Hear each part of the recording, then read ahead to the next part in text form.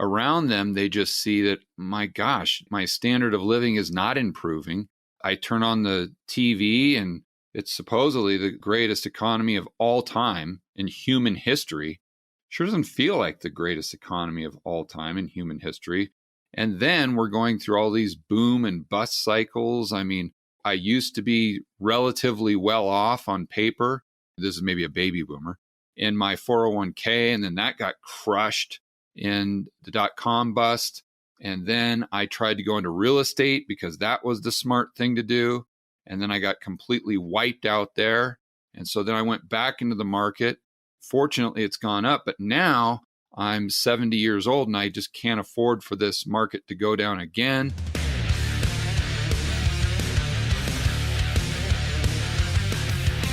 Welcome back to The Breakdown's Free Ideas Festival, a 4th of July exploration of ideas with the potential to shape the future of the economy. This episode is sponsored by Bitstamp and CipherTrace. The Breakdown is produced and distributed by CoinDesk. And now, here's your host, NLW. Welcome back to The Breakdown. It is Tuesday, June 30th, and as you just heard, I'm kicking off a week of what I'm calling the Free Ideas Festival to celebrate the 4th of July, Independence Day in America. Most of the episodes this week will be a deep dive with a guest on a single idea that I think has the potential to reshape the world around us, and we're kicking off the week with someone whose story embodies the entrepreneurial side of the American dream. George Gammon is a perennial entrepreneur. He built businesses throughout his 20s and 30s until soft retiring at 38 when he realized that entrepreneurship was giving him money, but not freedom. Since then, he's followed his nose around the world for a variety of different opportunities from real estate to macro investing. He's gone deep into macroeconomics, and over the last year or so, he has built one of the absolute best YouTube channels and one of the most popular new podcasts in the macro and investing space, which is called The Rebel Capitalist Show. It is a show for people who feel like something in our economy is fundamentally off, and I know you're going to love hearing from him. In this interview, we talk about everything from his journey as an entrepreneur to why George believes that the economic force underlying all of this frustration and dislocation that we're seeing is inflation. Buckle up because this one is wild. All right, I am here with George Gammon. George, thanks so much for making time today. Thank you for having me. I'm super excited to hopefully deliver some value to your audience. I have no doubt about that. I've been really enjoying Rebel Capitalist. I want to talk to you a bunch about that. I want to talk to you about a number of the topics that are kind of common themes on that show, which I think listeners of The Breakdown will find some commonality with as well. But by way of starting, I'd love to have just a little bit of your story because I'm kicking off this Free Ideas Festival with this conversation, and I feel like your very non-traditional career path is a testament to the opportunities for people who are willing to kind of follow their nose and put themselves out there. For sure. Yeah, I got out of college in the late 90s, and the first thing I did is took a gig at the Golden Nugget working valet in Vegas. Amazing. And I did that because I was working graveyard, or I could work graveyard. So at the Nugget in that time, graveyard was 10P to 8A. And then you'd work 4 10-hour days. Mm-hmm. And so I would take all the tip money, and my main purpose for getting a gig there is I had a t-shirt business that I started, and I was just taking all my tip money from working valet at the Nugget and putting it right into my t-shirt business, trying to grow that on my own. And obviously I was doing everything. I was trying to build my own website. I was designing all the t-shirts. I was trying to do all the photography, sell them, yada, yada, yada. Bottom line, the t-shirt business didn't pan out, but that kind of got me on my way. And I worked for a couple people, did some consulting work, and then just entrepreneur until 2012, where I decided to retire at the ripe old age of 38. I had some winners, I had some losers, just as every entrepreneur does. You kind of throw everything up against a wall and see what sticks. But toward the end there, I kind of, I wouldn't say I figured it out, but I kind of understood myself well enough to know how to make more than I was losing, I think is a better way of saying it. But then I found out that, or it kind of dawned on me. I was on a flight to Australia. I remember extremely well. It's late 2011, and I was trying to grow the business overseas, which we had actually done into Australia, pretty much every English speaking country in the world, but it required me to do a lot of traveling. So on one of these 14-hour flights, and it just dawned on me that I had a lot less freedom then after I built this business. So you're doing 24 million in revenues. It's you got over 100 employees with the full-time, part-time, and you're just like, okay, I'm making all this money. This is great, but I have less freedom than I did in college when I didn't have two nickels to rub together. And the whole point of going out there and making money is so you have more freedom. One of the guys, the older guys that I worked with, I partnered with on a deal. He was, I guess you could call him a mentor. He was a CEO in Silicon Valley for many years. And he always said to me, money doesn't buy you happiness, but it buys you a hell of a lot of freedom. And if freedom makes you happy, then there's an indirect correlation there. So anyway, after that flight, I kind of decided to take a time out, and I never went back. And that's kind of when I got into studying macro. At that time, I knew how to make money. I was really good at that, but I didn't know what the Fed was. I didn't know really what the bond market was. I mean, I knew nothing. I knew absolutely nothing. And I was in the Marina Bay Sands in Singapore, and I was about 15 minutes before a dinner date. And I was just scrolling through YouTube, ironically enough, and I came across Milton Friedman, his series Free to Choose. And it just completely blew me away, because it was just, he was articulating everything that I had in my mind for so long. And that took me right down the rabbit hole. From Friedman, I went to Thomas Sowell, who is still my favorite economist. Don't agree with him on everything, but still my favorite. And then I started studying the investing greats like Jim Rogers, went on to Peter Schiff, Jim Rickards, Druckenmiller. I was reading all the Market Wizards books and just trying to come to my own conclusions on the best way to invest my own money so I wouldn't have to go back to work. And that was kind of the initial genesis of the whole macro side of my world. And when I dove into it, I just became obsessed, absolutely obsessed. And even to this day, whenever I'm in the shower, jogging, whatever I'm doing, eating dinner, eating breakfast, it's nothing but macro. I'm listening to podcasts. I'm watching other YouTube channels. I'm listening to audiobooks. It's just it's nonstop. So regardless of the YouTube channel or any of that, I'd still be doing this stuff. I think that's kind of the way it should be. But going back to 2012, I got into real estate then, because I looked at a chart of the Japanese real estate market going back to 1990, and I saw that when they had their crash, they went down by 60%. I saw similarities looking at the charts of the U.S. housing market. Remember, this was back in 2012. And so I thought that would be a good time to go into the U.S. market. And I thought my downside was maybe 10% or so. But I was really looking at it from a standpoint of cash flow. But I wouldn't have came to that point if it wasn't for Jim Rogers and understanding how he tackles investment problems and how he, his type of strategy, but learning from everything. And then I didn't go into it, but I played blackjack. I counted cards, and that had a lot to do with my business success. And that, I think, has had a lot to do with my investing success as well.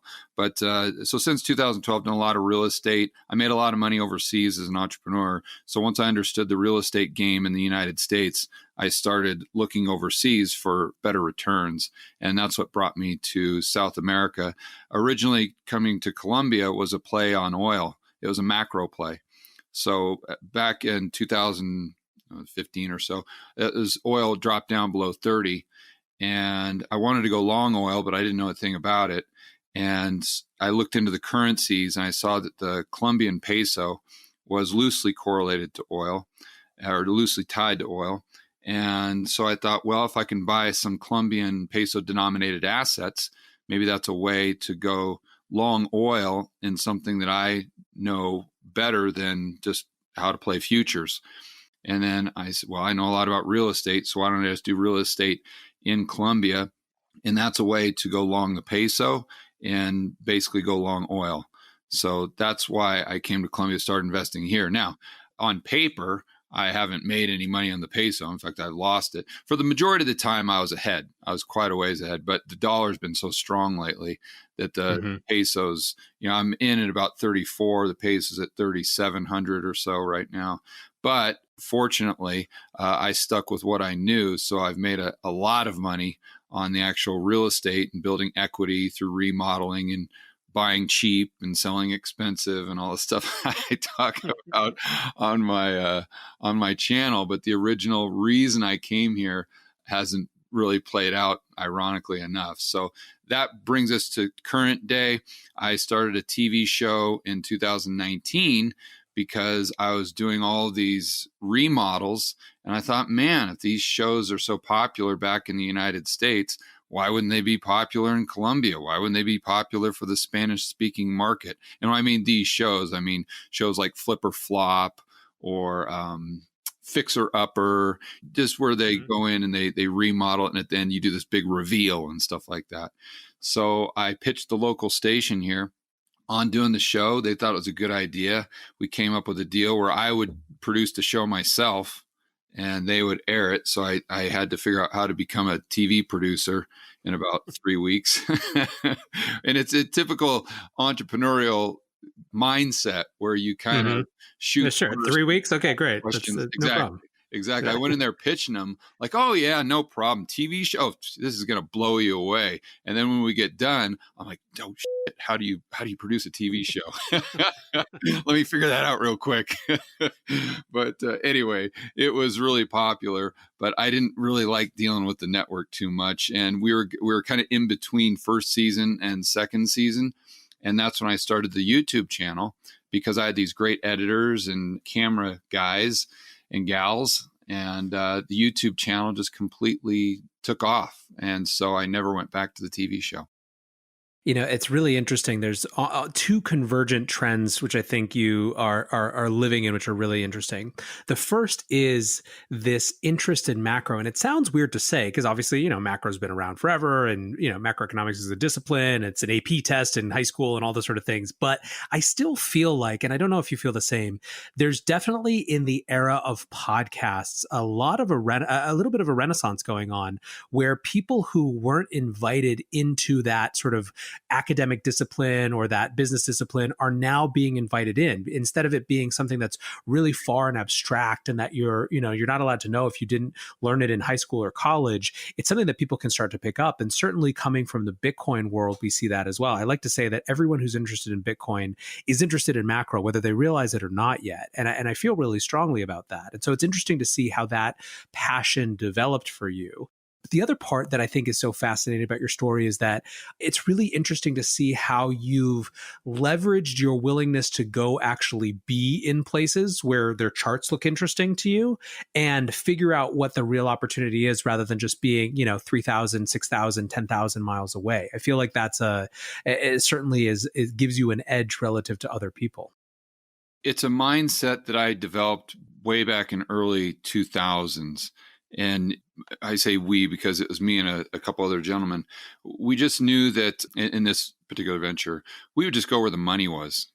That's how we said it. Back then we weren't overly sophisticated in our terminology. You just go where the money is. And if you can make a lot more money in this state, well, go to that state.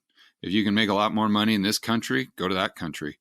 There was really no hangups about it. It was just first and foremost, where can I make the most money? And that's what kind of led the decision-making process from there.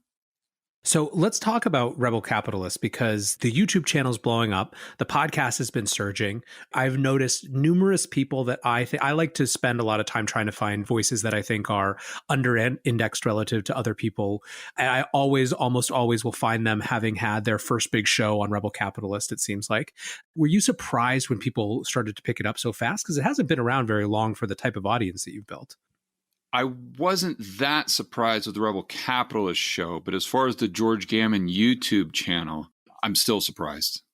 And I studied the kind of online, it is a kind of a game in a sense. It's kind of a strategy game. And I looked and researched, just like I did with macro, these guys that were really good and the professionals at YouTube. And I understood that it was a numbers game and it was based on analytics. And once I understood it was all about analytics, then I'm like, okay, I think I like this a lot more than I did before. And that's really kind of why the main catalyst to me kind of hanging up the TV show and focusing on YouTube, because I'm like, this is great. This is just like blackjack. This is just like all the businesses that I set up, where as long as you hit your numbers, the money or the viewers or the subscribers or whatever, that's just a foregone conclusion. So it's all back end. And what I mean by that, it's all about click-through rates. It's all about retention rates. And if you can hit those metrics, then it's just a matter of time before the YouTube algorithm picks you up and just shoots you out to every single person's homepage or a suggested feed that would have an interest in your content. So you really that's the hard part with YouTube, is you've got to really put your nose to the grindstone and work just tirelessly when your whole entire channel is getting like 5 views a day. And 4 of those views are employees or family members, but that you just got to keep doing that. And then when the algorithm picks it up, if you got content to back it up, then it's going to explode. And that's exactly what the channel did. It went from having like literally 200 views a day, the whole entire channel, to a week later having 50,000 views a day. And ever since then, you just get the subscribers and whatnot. So that was the thing that was most shocking. Now, as far as the Rebel Capitalist show, I didn't start doing that until I think January or so. And the main reason I started doing it is because I was doing the whiteboard videos 5 days a week. And I almost killed myself doing that because I was literally working 5 a.m. till sometimes midnight trying to figure out, not only do the videos, produce them, then get them edited. And then a lot of people see like a 10 or 20 minute whiteboard video and they think that it took me like 10 or 20 minutes. And they don't understand that no, it takes me 12 hours to do that. And when you include the shooting and then managing the editing, because my editors will go through a rough draft and I'll approve it and whatnot. But it's very time consuming. So my point is, I'm like, okay, I want to continue to produce content daily, but it cannot be these whiteboard videos. So that's why I'm like, well, maybe I'll do the Rebel Capitalist show and then interview people, because that's a lot less time consuming.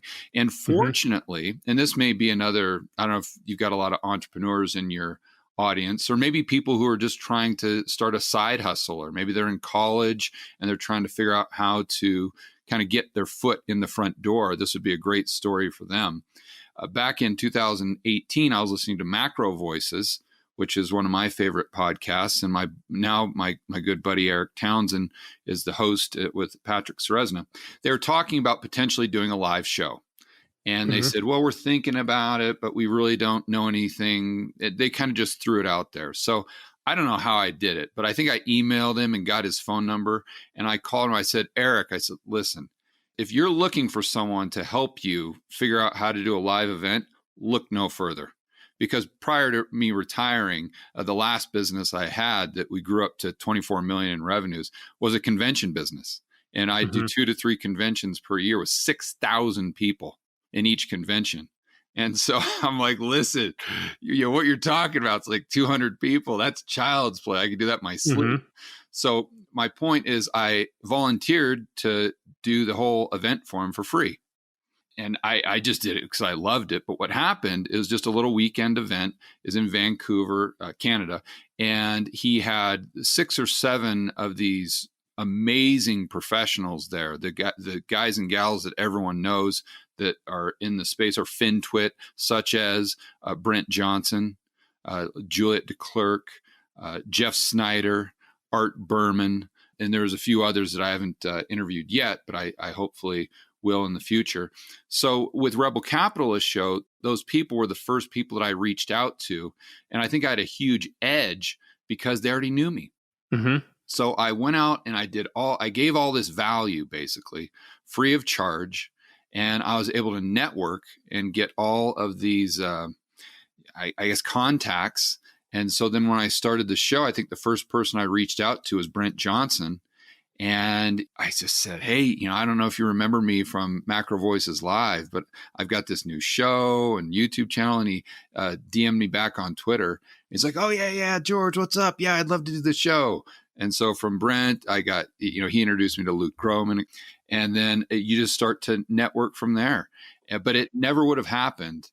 And it wouldn't have happened as quickly, for sure, unless I would have given that value to Macro Voices free of charge. And so I think that's a good lesson for maybe people who are younger and maybe aspiring to get into an industry or maybe some type of profession. And then what I did is I was leveraging the keywords for YouTube with their names, right? So if you do keyword research in YouTube, just like Google, you see that a keyword such as Peter Schiff, there's like 400, 500,000 people per month searching that keyword phrase in YouTube.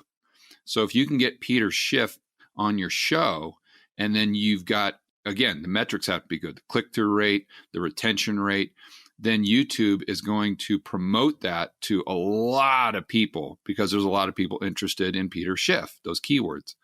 So it was the same thing with Jeff Snyder, with Brent Johnson, with all the people, Rick Rule, Doug Casey. I've spoken to Peter Schiff, Jim Rogers. All these people have been on the show, and that's a way you're kind of leveraging their brand to get those views and just continue to build and build and build and build. And the more you build the show, the more popular it is. Again, you got to be producing great content. Then you're just going to get bigger and bigger people on the show. Just the other day, I interviewed Robert Kiyosaki as an example, and that was great. Obviously, it doesn't get much more. You can't really get more of a famous person in the space than Robert, especially when you look at the size of his following on social media and just how many people know his name. And then what happened from there, Robert turned out to be a big fan of the Rebel Capitalist Show and of the George Gammon channel. So he invited me on his show, the Rich Dad Radio. And so I went on his show. That was up maybe 2 weeks ago. He had that go live.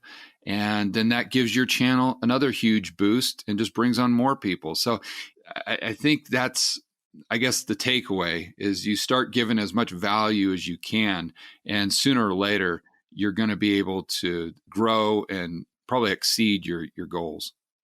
I want to come back to some of this a little bit later, specifically around Rebel Capitalist Pro, because I actually think that I don't know how intentional it is. I imagine just hearing you talk that it's pretty intentional, but I think you're actually striking on a media model for the future that I want to talk about.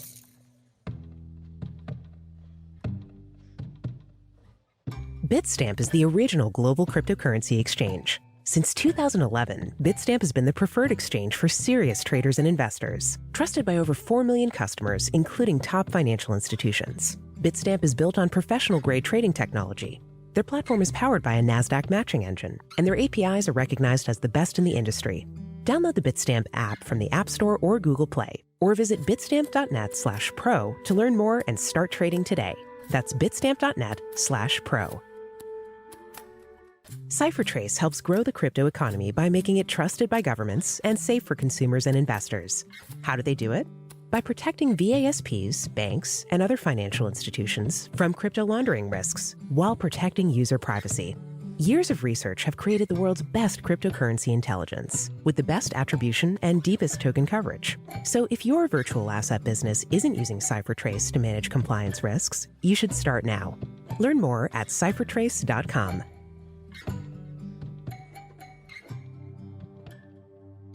Part of the resonance of Rebel Capitalist right now is the particular moment that it's being built in. And one of the things that I hear you often reference is the sense that a lot of your audience has that something is going wrong or there's something off about the way the economy is structured, even if they can't fully explain it, right? Even if they don't have the tools yet to understand it. Can you dig a little bit more into that idea? Well, that's as far as the reason people think that. Yeah. Or your sensibility, like what is the shared kind of sense that your audience has that makes all these sort of macro voices so relevant for them? Yeah, I think technically, I think it boils down to inflation, and that's the reason. But I don't think the person that just kind of the average Joe and Jane, I don't think they see that around them. They just see that, my gosh, my standard of living is not improving. I turn on the TV and I look at Donald Trump's Twitter feed, and it's supposedly the greatest economy of all time in human history. Sure doesn't feel like the greatest economy of all time in human history. And then we're going through all these boom and bust cycles. I mean, I used to be relatively well off on paper. This is maybe a baby boomer in my 401k, and then that got crushed in the dot-com bust. And then I tried to go into real estate because that was the smart thing to do.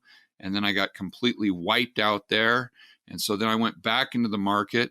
Fortunately, it's gone up. But now I'm 70 years old and I just can't afford for this market to go down again. What do I do? And while at the same time, I've been losing purchasing power. So what I thought I needed as far as cash flow was not accurate, first and foremost.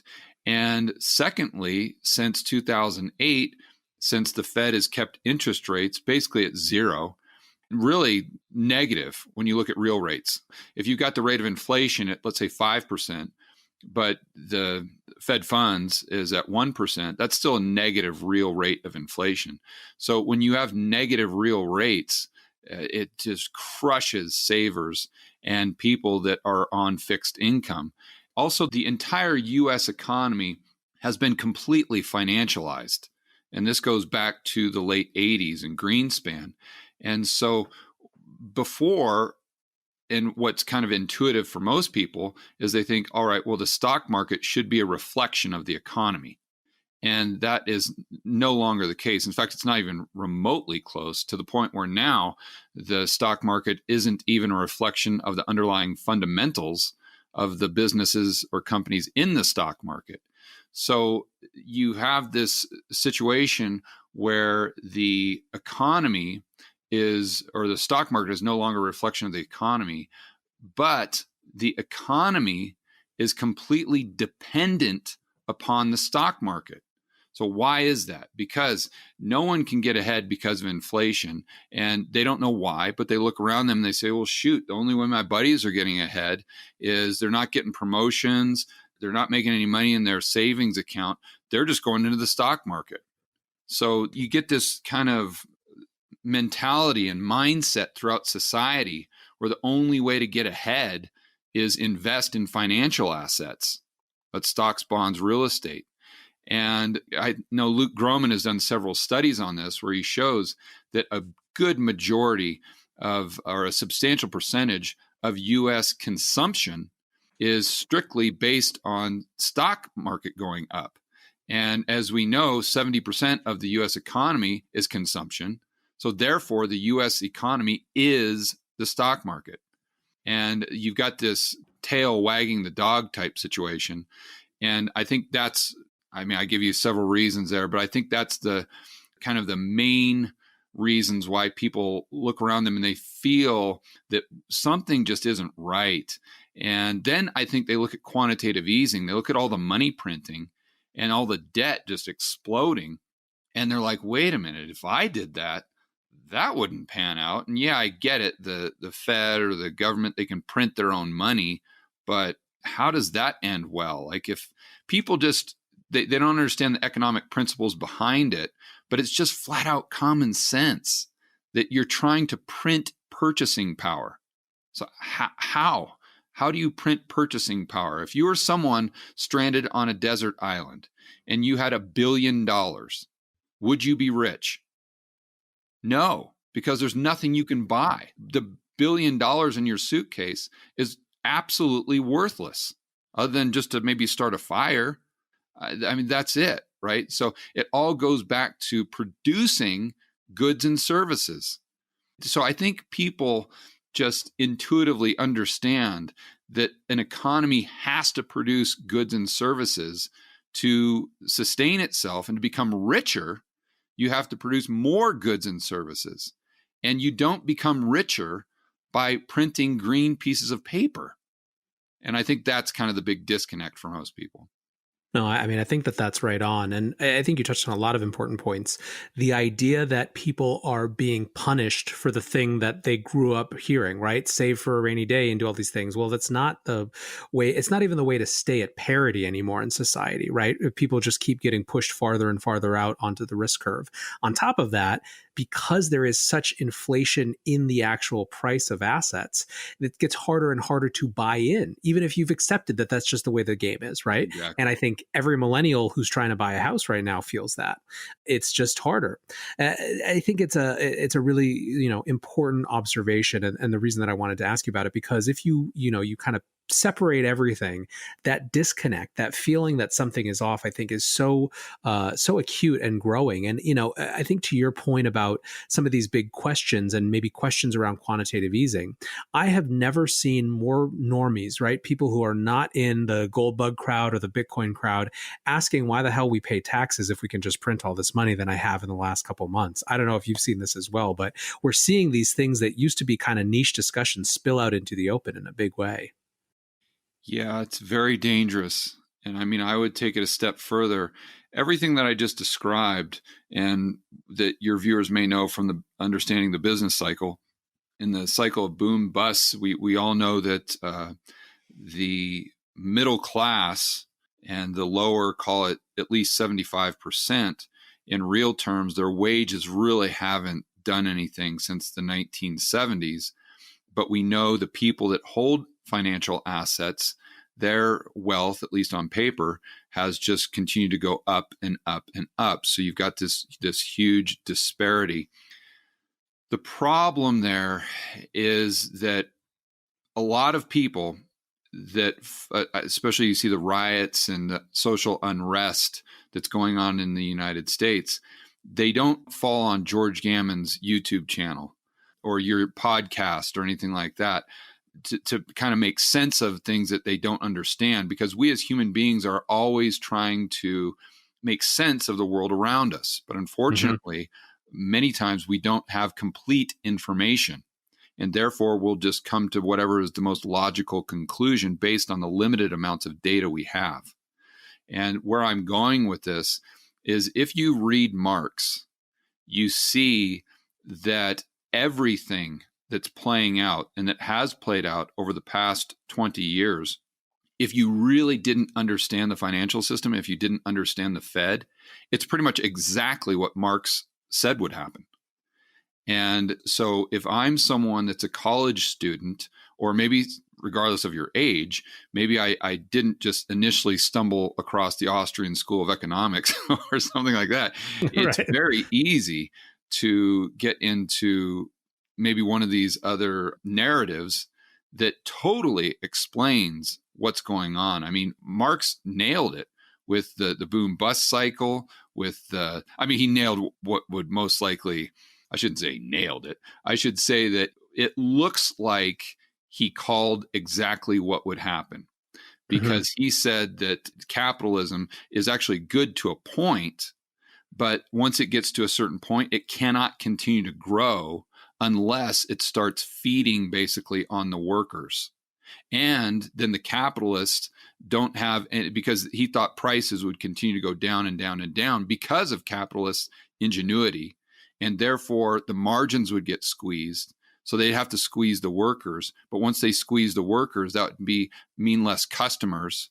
And therefore, the capitalists, in order to expand their wealth, wouldn't reinvest their capital back into growing their business. They would invest in financial assets that would create booms and busts in financial markets. So you see where I'm going with this. And then, unfortunately, if we think about what the Fed is doing and the only tools that they have at their disposal actually increase the wealth gap, because the only thing they can do is print money. And I won't go into the definition of that to confuse your viewers. They can print bank reserves to buy financial assets. But really, anything they do, whether it's negative interest rates or pegging the yield curve, that's most likely going to increase asset prices. And to your point, fewer and fewer people can buy the assets when they get more and more expensive. And so you've got the amount of wealth being concentrated into a smaller and smaller and smaller group. Now, people like you and I know that's a result of the Fed and trying to micromanage the economy. And it's a result of a lack of capitalism. But if you're someone that doesn't have our educational background and that you just read Marx for the first time, you're like, holy cow, this guy was a soothsayer. This guy saw the future, and it's playing out right in front of our eyes. Yeah, I mean, and I think it's a really salient point, and is also why creating alternative media spaces that are safe for people to come explore these things feels really important to me right now. Because my sense of how, right, we have a power dynamic in the U.S. in particular that will very happily thrust you into a kind of a named party on one side or the other, because it perpetuates a sort of divisive system where people who are both correctly diagnosing that something feels off are going at each other's throats rather than actually questioning some core fundamentals of the system. And I think that the political conversation has become so toxic in most of the main channels that you don't have that space that invites people who, to your point, have read Marx, but maybe don't have, they're not done necessarily, but no one's giving them a chance to dig deeper and find out what other reasons there might be for this, to your point, sort of abrogation of the capitalist system. And I think it's really important to invite people who are trying to understand to dig into these things, because there actually are practical solutions with policy that just aren't being discussed. Absolutely correct. And I want to give credit where credit is due. This is not my idea. This comes straight from Jeff Snyder and Emil Kalinowski. They're good buddies of mine, and they just did a podcast on this. So I'm in the process of doing a whiteboard video, just expanding on their ideas, which is why I touched on the topic. But yeah, it's a great point. Unfortunately, though, I see what's going on in the United States, and I'm not there, but it just seems like the ability to speak your mind, or like Tom Woods says, to say something that's not on the approved 3x5 card of public opinion. The ability to do that is becoming less and less and less. And yes, on paper or legally, we as Americans have the right or the freedom of speech. But in practice, I mean, do we? I mean, try going out on Twitter. Like if you're a guy or gal that's got a good corporate gig, and let's say with Coca-Cola or something like that, I mean, are you really going to go out on Twitter and speak your mind? You sure you want to do that? Not really. And the narrative, the approved narrative, I think is, it's not even what I think it's an obvious fact that it's shrinking and shrinking and shrinking and shrinking by the day. And so the whole reason that these people, and this is throughout history, and Jeff and Emil talk about this, going back to the 1800s and 1820s and 1830s, is this need to try to make sense of the world around you while not having adequate information. You come to the wrong conclusions. My point with that is that if we continue to restrict speech and alternative thought in the United States, it's going to get worse and worse, because we're taking the access to information and we're reducing it. Therefore, people, because we're all tribal as human beings, they'll get more ingrained in their current narrative. And then if their current narrative reduces the access to information even more, I just don't see it ending well. Hopefully it won't come to that. But, looking at the election, you've got to say, okay, well, you've got one side on the right where Trump, and they're basically just Keynesians. In fact, they're like hyper Keynesians. And then you've got the left, which I don't even know where you want to go with that as far as labeling it. But I don't see how tax rates won't go up. I mean skyrocket. If Trump is still there, you've got property taxes that most likely go up. If Biden gets in, then you've got, I think, corporate taxes go up. Capital gains taxes go to income. I think income goes back to where it was with Obama. I think you could potentially have a wealth tax. And these are all things that I think play right into the Marxist narrative.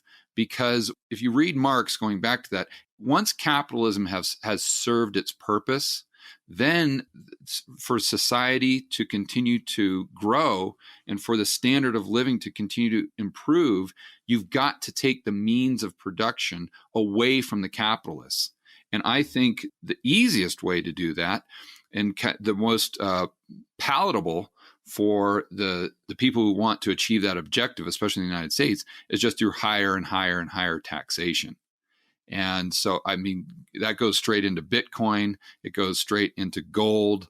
And if you see that as being kind of the end game here in 5-10 years, then I think now is the time to start adjusting your portfolio accordingly. I know I went way off on a tangent there, but hopefully No. It's listen. I do that all the time.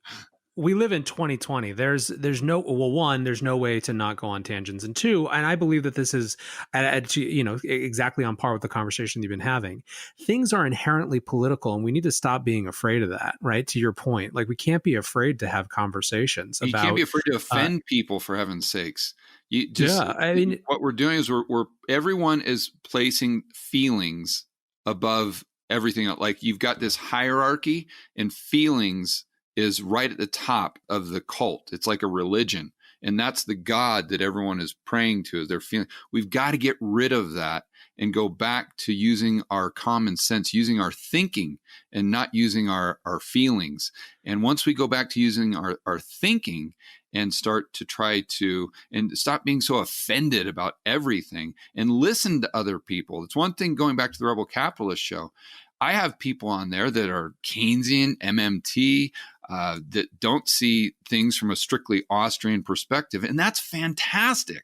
It's fantastic because it's giving everyone a different point of view and making their thought process and their intellectual journey that much more powerful. And that's what we want to do. We want to talk to everyone, just get ideas out on the table and expose them to the sunlight, if you will, so we can see which ideas are the best without just letting it hurt our feelings and offending everyone. I think also we do a disservice to, the root idea of not hurting someone's feelings that's positive, I think, is some sense that it's a way of showing respect. But I actually think it's not. I think respect comes from trusting that someone is smart enough and thoughtful enough and conscientious enough and considerate enough that you can share what you really think without compromising or without worrying about disrespecting them. And I think that that's lost a little bit in some of our conversations. But just, I guess, validating your point about your audience, one of the places that I really got hooked on the show is I think when you had Juliet Clerk on, and I can't remember exactly what the context was of what she was saying, but it was about as opposite from kind of an Austrian economics point of view as you could have. Yeah. And I remember you laughing and just saying, I'm trying to piece it through my head, just what you exactly just said right there. And I know a lot of my audience is going to have questions about that too. So could you go a little bit deeper? And she did. And it didn't mean that anyone was going to necessarily agree after that conversation, but you didn't yell at her. You didn't, it wasn't like, oh, end this stupid interview. It was the opposite of an echo chamber. And I think that that's it's an all too rare thing. But I think, frankly, attribute as much as you want to kind of the methodology and building relationships in advance and borrowing some of these audiences and building a good machine with algorithms. But I think that the resonance for people is that as well, that you're having a conversation about the important stuff without kind of limiting it to one perspective. Yeah. First of all, Juliet is a genius. I mean, she is one of the top macro thinkers on the planet. And so if she's saying something that may be kind of at odds with my belief system, I want to listen. I want to figure out what am I missing here? Let me understand her thought process so I can layer it over my own and maybe improve my own way of looking at macro and the world around me. And yeah, that doesn't mean that I agree with everything at the end of the day, but at least I think it through, and you want to understand their position. I think that's the big key. You want to try to understand, oh, okay, I get what they're saying. And I don't know who said it, but it's so true that the person with the best mastery over their own opinion or view is someone that can argue the other side just as well. So if you want to really say, okay, I understand Austrian economics, or I understand why money printing is bad, I think you should be able to explain and debate why money printing is good just as well. And that's when you can really say, okay, I get it. No, I love that. I want to ask you a different side of the retail conversation, because we're kind of talking apart the set of people who have had this sense that something is wrong and they're trying to figure it out. But there's another set of people who had the same realization and took a very different path. And so I'm talking about Dave Portnoy. And so earlier this year, this guy who's the founder of Barstool Sports and sold it for a ton of money, he obviously, like a ton of Americans, wasn't able to bet on sports anymore, wasn't able to watch sports, wasn't able to follow that news. And so he decided he was going to do day trading. And this is interesting because I had seen, even before this, a lot of people calling for the Barstool Finance, right? They wanted that sort of force in financial media, which has for a long time been pretty stuffy, to put it lightly. And, it was interesting because the way that he describes it, his first couple weeks, he was like, well, this is going to be really tough. So he shorted Boeing, he shorted Lululemon, and he took a bath. And then the way that he describes it is something then I realized that the Fed will print as many Shroot bucks as it needs forever to make sure everything goes up. And since then, I bet on everything going up. And it's been a pretty easy game since then. So I'm interested in your take, if you've been watching that kind of the Robin Hood revolution play out at all, and just what you make of this whole kind of day trader renaissance. Well, there's a lot to unpack there. Most of my businesses that I had revolved around marketing. And I actually owned a media buying company where it was kind of a slash ad agency. So I can totally appreciate and respect what Portnoy is doing from a standpoint of marketing, which don't kid yourself. That's what he's doing. He's just, this is all about marketing for him. And so I can totally appreciate that. I get it. Now, as far as what he's proposing and what his audience most likely is, that what their takeaway, I think is incredibly dangerous because, he's dealing with these mostly unsophisticated investors where they don't know that it's all a shtick to get views and just to increase his brand recognition. So they think that he really is out there. Maybe, he's taken 5 million, I think is what he says all the time, in his portfolio. And that's why he makes fun of Buffett and he makes fun of all these people, because he knows that if he says Warren Buffett's washed up, that everyone's going to retweet that. And again, it goes back to the marketing. But unfortunately, with the people that are a little more impressionable, they're going to buy into this and say, oh, wow, yeah, all you do is just buy it. You just pick 3 letters and buy it. You just blindfold and it's going to go up. This is easy. Why am I not doing this? So then everyone gets their stimulus checks or their additional unemployment. And they're like, well, okay, I'm playing with the house's money. I mean, I'm watching Portnoy out there make a killing, or so he says. And so I'm just going to do that because I know the Fed's going to print Shroot bucks. And they've got my back. So everyone's buying into this Fed put. You've got the Fed put becoming more ingrained. It was just kind of ingrained in the minds of the financial industry. But now it's like it's almost as common as it. Just everyone knows that's what happens. The Fed prints money, the stock market goes up. Unfortunately, that's not what happens. It's a Pavlovian effect. And I need to give a hat tip to Jeff Snyder. Just because the Fed prints money, quote unquote. Most people think that that's just dollar bills that they spend right into the market. And they don't really understand that they're creating bank reserves. And in order for those bank reserves to increase stock market levels, the commercial banking system has to use those bank reserves to backstop other loans or to buy other financial assets. My point is the transfer mechanism has to be the banking system. So now the Fed's starting to remove that in the sense that they're trying to go in and buy things. Technically, they're not supposed to do that based on the Federal Reserve Act if they would really abide by the spirit of that law. But the Fed really doesn't have as much control as everyone thinks they do, even the people in the financial industry, as far as this quote unquote Fed put. And you can see that going back to March when, I don't know if you recall, but we had that Wednesday when the Fed was going to have their meeting. They had that emergency meeting on Sunday because everything was just going to hell in a handbasket. And they came out, they dropped the Fed funds by 100 basis points, and they announced QE infinity, and they're going to commit to $1 trillion a day in the repo market. And the stock market goes up for, call it 3 or 4 hours, and then just tanks. And then what really got the market going back up a few days later was the government coming out and saying, okay, we're going to do this massive stimulus package. So it's almost like the market said, we're not buying the Fed put anymore. It's expired, if you will. But now we're going to completely rely on this government put, is what I'm calling it. Now, unfortunately, the government put has a lot more severe ramifications, believe it or not, than the actual Fed put did. But again, my point is these Robinhood people are just assuming that what Portnoy is saying is correct because they hear it from him, they hear it on CNBC, they hear it everywhere they go, and they're playing with the house's money. So why not just put everything into buying Hertz when they've already filed for bankruptcy? That's wild.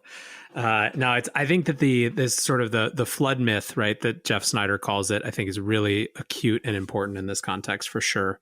Because it's once you recognize something that is as a self-fulfilling prophecy power, then you can choose to engage with it or not, And I think your point about that moment in March is a really good one. In fact, in some ways, it felt like really what the Fed did was just confirm by the virtue of the fact that they called this meeting 3 days earlier, whatever it was, that COVID was a real thing. All it did to do was actually to spook the market to confirm that it was something that they should be concerned about, which is kind of the opposite effect of what they intended. Yeah. When you look at the Fed's balance sheet relative to what actually happens, you see that there's often huge discrepancies. Like the Fed will come out and just say they're buying or they're thinking about buying, let's say, junk bonds or investment grade ETFs, whatever it is. And then investment grade ETFs will just go to the moon. But the Fed's balance sheet never changes. All they did is just say that. So it's just this game of psychology. It's not really a game that's directly tied to the Fed's balance sheet. So why that's important is because if it is a game of psychology, that psychology can be lost, just boom, poof, it's gone. And then what does the Fed do? Then they go back to, well, they increased their balance sheet, but that's not really the reason, or that's not really what was moving the markets in the first place. And then we go back to our original conversation about if they do lose control of the stock market, or maybe the government put expires, then it just completely destroys the entire economy because so much of consumption is based on stock market going up. Yeah, it's really interesting. It also reminds me of a conversation I had with Jesse Felder a couple weeks ago, where we were discussing Jerome Powell and other folks from the Fed's repeated insistence that the Fed has no impact on wealth inequality. And Jesse's point was that he knows that that's not the case. He's just repeating it enough, or he's trying to repeat it enough that people actually start to buy it. And I think that you can apply that same sort of sentiment to a lot that comes out of the Fed. Yeah. What was Jesse's fantastic, isn't he? First and foremost, man, he is incredible. Yeah, I interviewed him. And I think he's He's someone that you could I think you could unfollow everyone else on FinTwit and still get most of what you needed to read on any given day. Yeah, yeah, his blog's so great. It's just real quick to the point. But anyway, I'm sorry. Could you just repeat that again? Yeah, basically, we were What talking about his piece, "Fight the Fed." We were talking about this idea of the Fed's role in wealth inequality, something we've been talking about a bunch on this conversation as well. Right, right. And when I had a conversation with him, Jerome Powell had just said again that the Fed had no role in wealth inequality. Oh. And Jesse's assessment was that it's the lie that you tell over and over again and hope people start to believing it because you don't even believe it yourself, right? Yeah, it's utterly ridiculous. I mean, you can go to the Bank of England's website and the report they came out with when they did a couple of videos on it as well in 2014 that explains quantitative easing. And they say it explicitly that the goal of quantitative easing is to increase risk assets or increase the price of risk assets. They just say it right there. They've got a YouTube video on it. So it's for Jerome Powell to come out and saying that it doesn't create wealth inequality is utter nonsense. But you've got to go back to understanding that whether it's Powell or a politician, they're just going to tell you what they think you need to hear. Mm-hmm. If you're taking Powell or anyone for that matter, as far as in the political sphere, if you're taking what they say at face value, you're going to be making a lot of mistakes. You just got to try to understand what their objectives are. And then you've got to really watch what they do and just completely ignore what they say. Yeah, it's all about incentives and following the incentives, I think. I've kept you here for almost an hour. I want to wrap up with just a couple more questions. The first is people would be mad if I didn't ask. It seems like your audience are it's really diverse in terms of age group, background, but what's their take on Bitcoin, would you say? Oh, I think a lot of my audience really likes Bitcoin. And, you've got a certain group that likes Bitcoin. You've got a certain group that really likes gold. And you've got a group that likes both. I personally like both. I just look at them as completely separate assets. So mm-hmm. I always tell people that I like to set up my own portfolio in a 10-80-10. So 10% allocated to insurance, which I just consider as physical gold. Then 80% investments, which by my definition would mean it has to pay me to own it. It's like a dividend paying stock, a rental property. Then I like 10% to speculation. So then I'm just trying to buy stuff when it's cheap, buy stuff that I think has a lot of asymmetry, but it doesn't necessarily pay me to own it. And that's for me where Bitcoin, it fits right into that part of my portfolio, along with gold miners, uranium, things like that. Yeah, it's super interesting. I think this has been definitely a big year for people having a conversation about Chamath Palihapitiya called it schmuck insurance, and it's an interesting way to describe it. Okay, so that was one question I had to make sure to get that off the thing. But then I wanted to close. I wanted to actually ask you about Rebel Capitalist Pro, and the reason I think it's interesting, and I swear everyone who's listening, I'm not just shilling George's product. We didn't make an agreement beforehand or anything. Is when you see, so I'm a huge fan of independent media, and so glad that there's, think about from when you were helping Macro Voices with that show to where we are now in terms of the amount of free content available, right? It's off the charts. So I'm a huge supporter of that. But usually the way that people monetize or whether it's ads or whatever, or beyond ads, is they start some sort of private research service that's just them. You've done something that's actually a little bit different where you're bringing in other voices and bundling it together and giving people some optionality, but it's not just extra George, right? So could you talk a little bit about that? Sure. Well, I can just go over quickly the product and kind of my thought process behind building it. So it's Lynn Alden, who is incredible. The consensus breakout financial superstar of 2020. I'll say that right here, like beyond a shadow of a doubt. When I first interviewed Lynn a couple months ago on my show, I said that she was a rock star on Twitter. And that is exactly what she is. And her star, if you will, is going to be shining brighter and brighter and brighter in the future. She's incredible.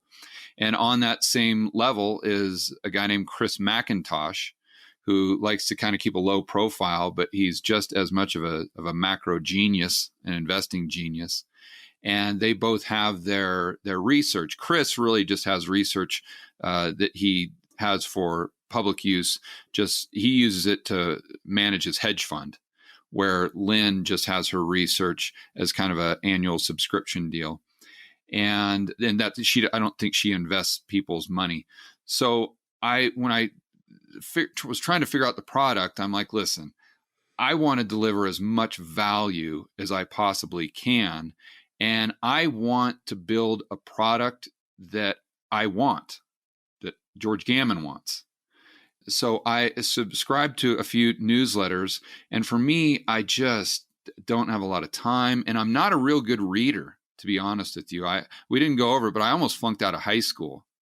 And I've never taken an econ class or a finance class or anything like that. But I'm not a person that can sit down and like read 20 pages. Like I have ADD.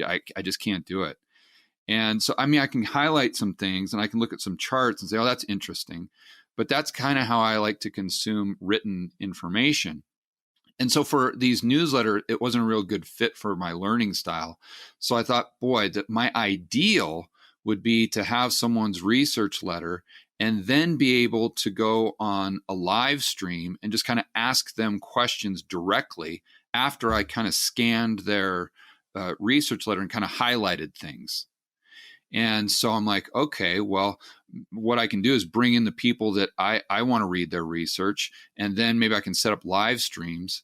And then it was actually Macintosh who said, listen, you need to set up a forum because I think people are going to find more value in the actual forum and the community driven content than they are in my research. And I think he hit the nail on the head. We set things up the other day and people are starting threads and asking questions. But we have all of this aggregated kind of decentralized brain power. One of the gentlemen I know that just signed up is been in the gold business for like 30 years. Another gentleman is in the nuclear energy space. So he has all these insights on uranium. But the bottom line, it was just the product that I wanted for myself. So I went ahead and built it. So again, one of the reasons that I think it's so interesting is that I am convinced that the next wave of media, right? So I think that we're starting to break out of the only model being the kind of mainstream model. We now have all these independent voices. You're seeing prominent journalists from places like Rolling Stone going off and starting their own newsletters, right? And frankly, if there's anything that gives me hope for what we were talking about before in terms of keeping the Overton window large for lots of different ideas, it's this idea of people building their own followings. But the next step is, it seems to me, bundling, right? Finding ways to bring those things together, because we can't have this hyper fragmented perspective where what happens if there's, is it just a power distribution or power law distribution where I follow, one that I really follow, two that I sort of follow, and then 10 that I kind of follow? Well, am I going to really pay for the 10? How am I going to engage with those other 10? Like people don't want just one perspective. So anyways, I just thought it was interesting how you started to build it. I think you're going to see a lot of validation of the model. And I think you're going to see a lot of people building things like it. So big kudos. And I'm really excited to dig into it as well. Yeah, thank you very much. And I appreciate you giving me the opportunity to discuss it. Yeah, no, for sure. Well, George, I really appreciate your time. Having you here, like I said, I think that the show's great. I think the topics that you cover on it are really resonant with this audience, and also just so important for this absolutely spectacular moment that we're living through. I was a student of history, and 2020 is going to be one that people look at for a very long time. So thanks for helping us make sense of it. Yeah, no problem. And I could not agree with that more. We are living in fascinating times. And I think 2020 is just an example of how interesting things are going to be moving forward. And I think people have the opportunity now to get prepared. And so you can either kind of take advantage of the time you have now to educate yourself and position yourself, or like I always say, you can be a victim. So listen to podcasts like this one, even if it's not my show. Listen to Macro Voices, listen to Real Vision, listen to Jeff Snyder's show, Making Sense. Follow these people on Twitter and really start digesting this information so you can come to your own conclusions. You don't want to delegate your thinking to other people. You come to your own conclusions and make decisions that are going to help you not only survive, but thrive in a world of economic insanity that most likely will just continue to get even more insane. In the Bitcoin world, we say DYOR, do your own research. There you go. George, where can people find you? My YouTube channel is George Gammon, just Gammon, same Twitter handle. And if you want to check out the product we were talking about, it's georgegammon.com/pro. Awesome. Well, thanks again for being here, and happy 4th of July, too. Thank you very much. As I mentioned a couple times in that conversation, part of what I think is so important about George's show right now is this idea that we have to create space for people to explore why things feel so off in the economy to them without trying to railroad them into one political ideology or another. We have to create space where people can actually ask hard questions and have hard conversations that don't presume some ideological affiliation. Until we do, or if we aren't able to, I think we're in real trouble. So check out the Rebel Capitalist Show, check out George's YouTube channel. I'm sure that many of you who love The Breakdown are going to love that as well. Thanks for listening, guys, and until tomorrow, be safe and take care of each other. Peace.